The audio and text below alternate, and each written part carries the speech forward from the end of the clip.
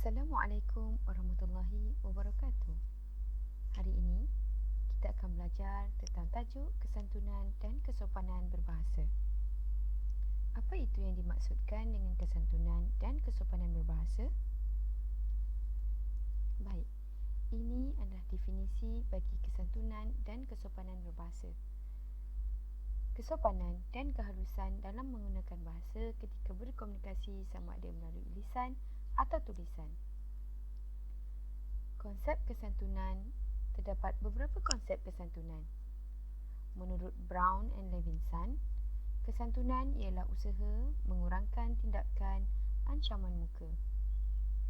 Menurut Asmah Haji Omar, kesantunan ialah penggunaan bahasa sehari-hari yang tidak menimbulkan kegusaran, kemarahan dan rasa tersinggung. Yang terakhir ialah menurut Bayraktarogu, kesantunan ialah perlakuan yang diamalkan untuk membina persefahaman. Baik, terdapat beberapa konsep dalam kesantunan. Dan kesantunan merupakan penggunaan kata-kata atau perlakuan yang melibatkan kesesuaian dalam sesuatu situasi, tidak menimbulkan konflik antara pendengar dan penerima, serta sentiasa menjaga muka pendengar, ikhlas dalam menuturkan kata-kata dan merangkumi hubungan manusia sesama manusia dan manusia bersama dengan pencipta. Secara ringkasnya, konsep kesantunan berbahasa verbal merujuk kepada semua aspek komunikasi secara lisan.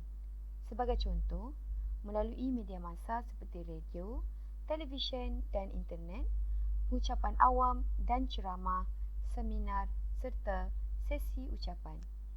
Semua contoh tersebut menuntut penuturnya agar menggunakan bahasa yang sopan santun semasa menyampaikan apa-apa yang ingin disampaikan. Dalam masyarakat Melayu, kesantunan berbahasa sangat penting kerana bahasa melambangkan kehalusan budi, kesopanan dan tingkah laku penutur dan masyarakat bahasa tersebut. Contohnya, bertanya khabar terlebih dahulu apabila bertemu sahabat lama atau memberi salam apabila bertemu dengan sahabat handai atau orang yang lebih tua daripada kita sebagai tanda menghormati orang lain. Apa itu kesantunan non-verbal? Kesantunan non-verbal ialah komunikasi bahasa tanpa kata-kata atau lebih dikenali sebagai bahasa tubuh dengan cara beradab dan sopan. Bahasa tubuh merupakan proses pertukaran fikiran dan idea di mana mesej yang disampaikan melalui isyarat, ekspresi wajah, pandangan mata, sentuhan dan gerakan tubuh.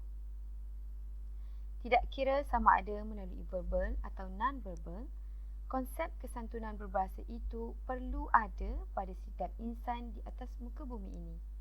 Konsep kesantunan berbahasa non-verbal ini merujuk kepada semua perlakuan yang tidak menggunakan bahasa lisan untuk menyampaikan mesej yang dapat difahami. Bahasa tubuh seperti ekspresi wajah yang merangkumi hubungan mata memainkan peranan yang sama penting untuk melestarikan konsep kesantunan non-verbal itu. Ekspresi muka pula menjadi sumber informasi yang menggambarkan keadaan emosional seseorang seperti perasaan takut, marah, jijik, muak, sedih, gembira dan minat. Melalui ekspresi muka, orang akan mengetahui perasaan kita dengan melihat ekspresi muka kita.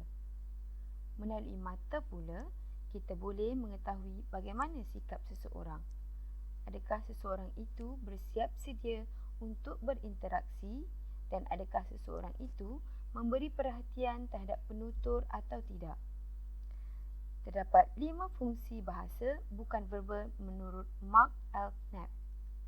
Ialah pengulangan iaitu repeating, mengulang kembali gagasan yang sudah disampaikan secara verbal.